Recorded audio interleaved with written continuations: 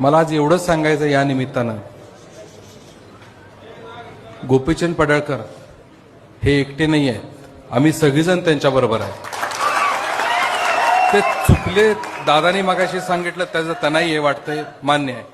पण जर त्यांच्या बाबतीत जर कोण चुकीचं काय करायचा विचार केला, ठरवलं आणि बोललं, तर आम्ही पण सगळे इथलेच आहोत, इथंच लहानाचे मोठे आहोत. आम्हाला पण काय करायचं माहिती आहे.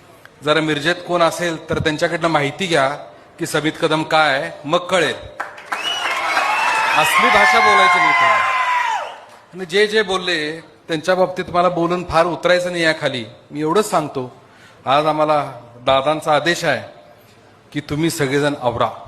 आम्ही सगळे तर दादांचा आदेश आम्हाला सगळ्यांना अंतिम असल्यामुळे मी काय बोलत नाही. एवढंच सांगतो, जास्त बोलू नका. ह्या वयात हाडं परत जोडली जात नाही, तो फार अडचण होते, नंतर चालता येत नाही. जरा सबुरीने घ्या, आम्ही सबुरीने घेतोय.